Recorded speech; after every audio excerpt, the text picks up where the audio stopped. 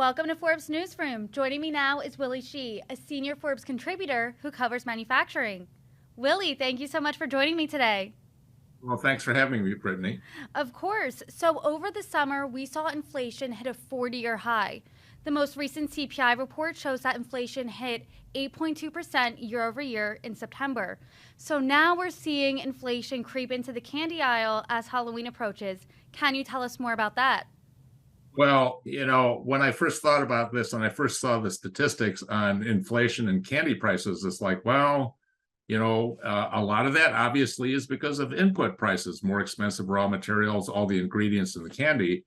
And then I thought about, it's like, how would we explain this to trick-or-treaters? And then, of course, here in the office, we have all this Halloween candy. And it's like, you know, these packages are really small. I mean, when I was a kid, I remember getting regular candy bars, but every year the packages seem to be getting smaller. And that's one of the things consumer products companies do all the time as a way of coping with inflation. They don't like to increase prices because if I increase prices, then consumers may go to one of my competitors, right? So one of the things they do is they'll shrink the size of the package.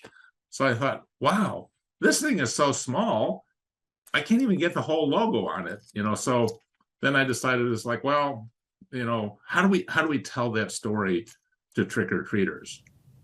So you actually have a scale and some candy bars there. So what you were holding right now, I can tell the S is a Snickers. I'm a bit of a sweet tooth, but that looks like a smaller fun size than what I had growing up. So can you do a demonstration for us and weigh the candy bars?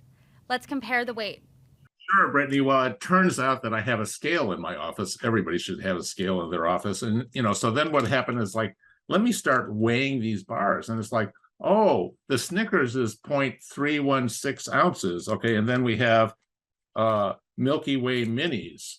Oh, those are only 0.292 ounces. And then let's see what we have Three Musketeers. And you see the packages are so small. Oh, this is only 0.229 ounces. And it's like, boy, not only are packages getting smaller, it varies by brand. I went over to my assistant's desk and picked a whole bunch of Snickers and then weighed them just to get the range, just to get the feel of it. But I thought actually this is a great way of explaining to trick-or-treaters, to your kids, what happens when inflation hits food prices, which is maybe you end up getting less because after all, it's the adults who answer the door who are paying for this. Of course. And do you think that it would be beneficial for parents to use this opportunity to talk to their kids about the economy and about inflation in general? Well, I think this is one of those small little lessons about how do escalating prices affect all of us, right? Now, for trick-or-treaters, there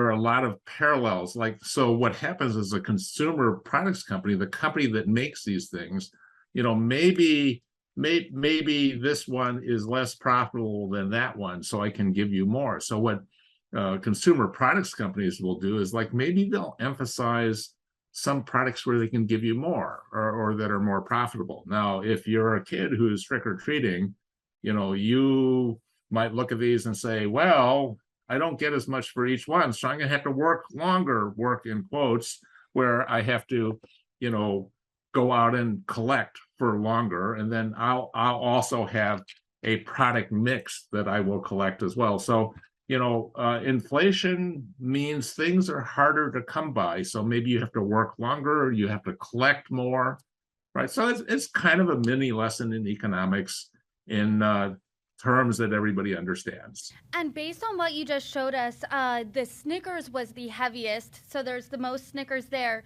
Do you think consumers are going to change what brands they buy based on what the sizing of them?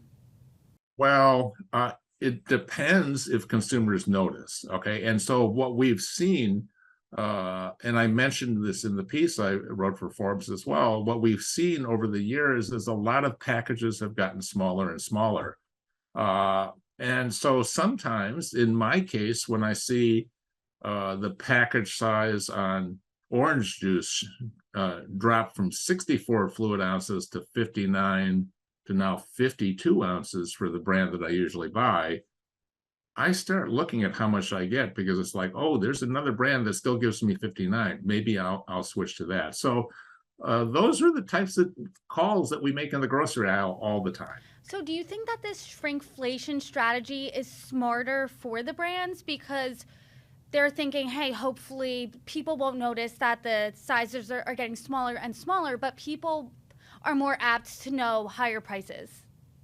Well, people notice all of those things, but the first thing you notice is the price. Okay. And especially when you have a bulk pack where you're throwing maybe 40 or 60 pieces into a bag, you might not notice the individual pieces way less, right? Because you're looking at the count, right? So a lot of it is how do I judge the package?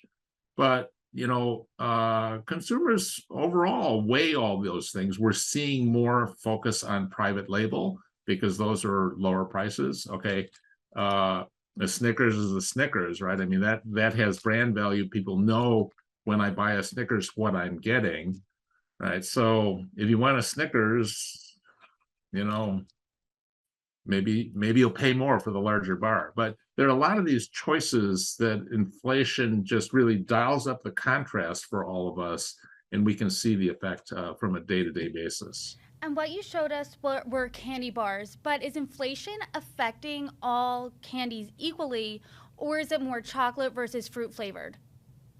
Well, it depends. It depends a lot on what the ingredients are, right? So the raw cocoa prices have been up and down. A lot of these things are commodities. A lot of it depends very much on the particular ingredients in that particular candy bar. Across the food sector overall, though, we've seen a lot of things that have a very broad impact on cost, especially, for example, energy and transportation costs have really hit everything because that hits all stages. That hits all stages of manufacturing and distribution. Okay, but we also see some things like certain ingredients cost a lot more or are harder to come by, right? So there are a lot of other things that manufacturers can do to try to kind of absorb some of those costs. A lot of it is using thinner packaging or less expensive packaging. So there are a lot of pressures. I think what we're seeing right now is the broad impact of all the disruptions during the pandemic, increased energy prices, especially since the war in Ukraine, a lot more material scarcity. So, for example, earlier this year, we saw Indonesia restrict the export of palm oil. Okay, and palm oil, I believe, is used in a lot of candies. Okay, but it's used in a lot of food and household products as well. Now they've let up on that, but all of these things, it's not any one ingredient or component that is adding a lot of cost, but taken together, it's a lot of pressure.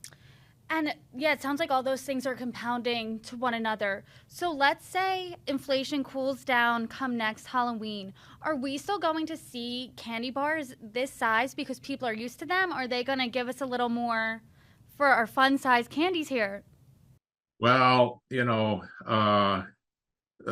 October is always like the biggest month for candy sales. Okay, so we'll have to see what the manufacturers do, right? One of the unfortunate things that I've seen is prices are kind of sticky on coming down, right? So, once manufacturers are able to put in effect a price increase, and if they can make it stick, those things tend not to go backwards, right? So, sorry, kids. Get used to that small bite. But well, there's another side of me as a parent that says, well, maybe that's not so bad either, right? going off of that, I have the biggest sweet tooth. Still do, but as a kid I did, and I hated going to those houses where they give you an apple or a granola bar, maybe a bag of pretzels. Do you think you're going to be seeing more of those snacks this year, or is inflation hitting that just the same? Inflation is hitting everything, right? It's hitting fresh produce, so it's hitting fruits and vegetables. It's hitting everything. So I think it's really quite broad based. So, a lot is going to rely on the generosity of the parents who are handing out these things. And speaking to that, do you think this will deter people from participating in Halloween altogether, or they'll just suck it up and get the smaller candy bars? Well, I think Halloween is one of those great events for kids. I've lived in parts of the country where Halloween is really a big deal. People go to great extents to decorate their houses, and it's a lot of fun. And I think people are looking for those social experiences again. So actually, the cost of the candy for trick or treating, that's a small part of the whole picture. So I'm optimistic that that's not going to slow people down too much. I like your optimistic tone. And after we are through with Halloween, we hit the ground running to the holiday season. Is inflation going to carry through as the holidays approach? Will this affect our Thanksgiving dinner, our Christmas presents, things like that? Well, I think we're still going to see impacts of higher energy costs in, distribution and manufacturing costs. I think this is going to be a very promotional holiday because we also have a lot of manufacturers who have a lot of inventory. Maybe not exactly what they wanted, but we see imports, especially on the West Coast, slowing markedly, right? So a lot of companies have a lot of inventory, so I think there'll be a lot of promotions. I'm actually looking forward to Black Friday. There should be some great deals out there this year. That's making me excited. And Cyber Monday too. But Willie, I And hope Cyber Monday as well. Willie, I hope you come back then so we can talk about that. Oh, I'd be happy to. I when I was in industry, Black Friday was always a very important selling season for us. Right, so Black Friday, Cyber Monday, and all the way into the holiday season. And I think this is going to be this will be a big holiday season because people are traveling again, people are seeing family. So I'm actually optimistic. And like I said, there should be some great deals out there with all that inventory in the channel. That's good to know. Willy Shih, thank you so much. Thanks for having me.